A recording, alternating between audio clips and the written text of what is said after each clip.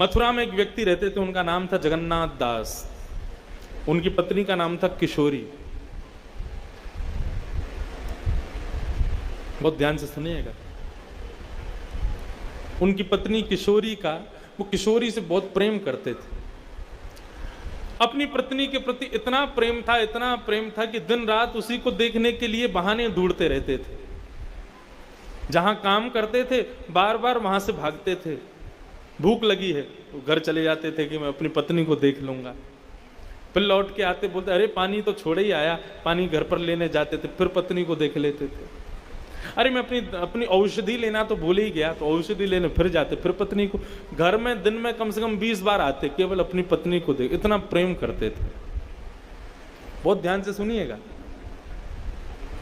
इतना स्मृति, इतना प्रेम अपनी पत्नी के प्रति उनका था।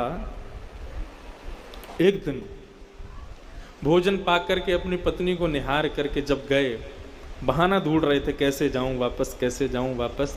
तो जब जाते थे और घर पहुंचते थे तो ऐसा कुछ करके जाते थे कि उस बहाने दोबारा आना पड़े।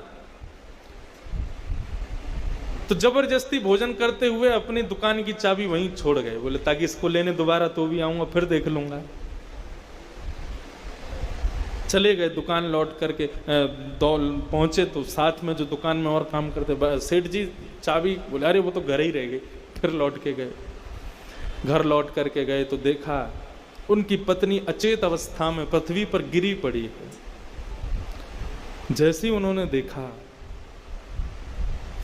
देख करके तुरंत उसको अपनी गोद में उठाया, उसकी श्वास को देखा, धड़कन को देखा, नब्ज देखी तो उसकी मृत्यु हो चुकी थी। जिसको देखे बगैर एक क्षण भी रहना जिनके लिए दुष्कर होता था, उस पत्नी की मृत्यु कितना बड़ा जीवन में संकट लेकर के आई उनके। अब तो ऐसी स्थिति हो गई उनकी कि उसके बगैर जीना भी मुश्किल हो गया। 3 दिन तक अपनी पत्नी को अपने हृदय से लगा के रोते रहे। जब आसपास के पड़ोस के लोग आए, दुर्गंध आने लगी, तब सबने आकर के उनको दूर किया। कहा कि भैया इसको छोड़ो, अब इसको ले जाना पड़ेगा। और ले जाकर के शमशान में उनका अंतिम संस्कार कर दिया उनकी पत्नी का। लेकिन वो इतना प्रेम करते थे अपनी पत्नी से कि विरह कातर हो गए। और बंधुओं अनायास ही उनके मुख से हे किशोरी किशोरी किशोरी ये भाव मन में प्रकट होने लगा। नदी किनारे बैठ करके हे किशोरी तुम कहाँ हो, हे किशोरी तुम कहाँ हो, मेरी किशोरी तुम कहाँ हो, किशोरी नाम कहकर के सब जगह विचरण करने लगे। विचरण करते करते करते करते मथुरा के बीथियों में, मथुरा के जंगलों में प्रवेश कर गए। और विचरण करते करते करते करते किशोरी जी की ऐसी कृपा हुई कि मथुरा से सीधे बरसाना आ गए। बरसाना आकर के हे किशोरी तुम कहाँ हो, हे किशोरी तुम कहाँ हो। अब नाम तो है उनकी पत्नी का, पुकार तो रहे अपनी पत्नी को, लेकिन किशोरी श्यामा जू है।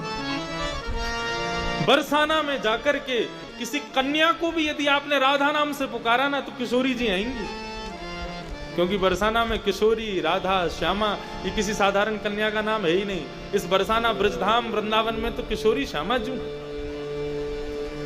उनकी विरह की वेदना इतनी थी, उनकी विरह की, उनकी स्मृति इतनी ज्यादा तीव्र थी, एक क्षण भी किशोरी का नाम लिए बगैर रहते नहीं थे।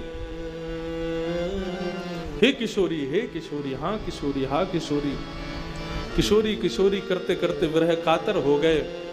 अपना श्रृंगार कर रही, नित्य लीला में विराज रही श्री किशोरी जी का हाथ कांपने लगा। ललिता सखी को बुलाया, सुनो ललिता, ये कौन है जो मेरा नाम उच्चारण कर रहा है? इतने विरह भाव से, इतनी वेदना से, इतने करुण पुकार से मेरा स्मरण कर रहा है, ये कौन है? ललिता जी बोली किशोरी जी, आपको स्मृति में नहीं ला रहा है, वो आपका स्मरण नहीं कर रहा है, वो आपका स्मरण नहीं कर रहा, उसकी पत्नी का नाम किशोरी है, वो अपनी पत्नी का स्मरण कर रहा है। किशोरी जी बोली ठीक है, अपनी पत्नी को कर रहा होगा। पुनः श्रृंगार करने लगी, फिर हाथ कांपने लगा। किशोरी जी मनी मन विचार करने लगी, ललिता जी से कहने लगी, बोले वो भले ही अपनी पत्नी का स्मरण कर रहा है, लेकिन उसके भाव में इतनी करुणता है, इतनी सरसता है, इतना विरह है कि मैं किसी भी क्रिया को करने में असमर्थ हो गई। जब तक उसको बुला नहीं लूंगी, जब तक उसके सिर पर अपने दोनों वरद हस्त रख नहीं दूंगी, जब तक उसको अपने दर्शन दे नहीं दूंगी, तब तक वो शांत नहीं होगा। कृपा करो, उसको बुलाओ। ललिता जी कहने लगी, इतनी अनायास कृपा किशोरी जी, वो व्यक्ति आपको बुला भी नहीं रहा है, आपको जानता भी नहीं, आपका स्मरण भी नहीं कर रहा, फिर भी आप उस पर कृपा कर रही हो। किशोरी जी कहती हैं, वो नाम भले ही भाव कुभाव से ले रहा है, लेकिन मेरा ले रहा है, लेकिन उसके नाम में जो विरह है, जो करुणता है, उसकी जो स्मरण शक्ति है, वो मुझे झकझोर रही है, उसको बुलाओ। ललिता जी गईं और उस जगन्नाथ दास के पास जाकर के उसका हाथ पकड़ा, पकड़ करके लेकर के गईं। निकुंज में जैसे ही उसने प्रवेश किया, निकुंज में जाते ही निकुंज का दर्शन करने लगा। अंदर प्रवेश करते ही सामने एक शिला पर बैठी हुई, श्वेत वर्ण के वस्त्र पहनी हुई, तप्त कांचन गौरांगी, कंचन जैसा जिनका अंग चमक रहा है, श्री चरणों को गोद में लेकर के श्याम सुंदर बैठे हैं। इस सुंदर छवि का जैसे ही उसने दर्शन किया, उसके मुख से अनायास किशोरी भाव प्रकट हुआ। किशोरी श्याम सुंदर दोनों उसके पास गए, जाकर के उसके वरद हस्त पर, उसके सिर पर अपना वरद हस्त रखा, अपनी पत्नी को भूल गया और किशोरी भाव से श्री किशोरी जी को ही पुकारने लगा। सदा सदा के लिए, निरंतर के लिए उनके श्री चरणों का दास बनकर के बरसाना में निवास करने लगा।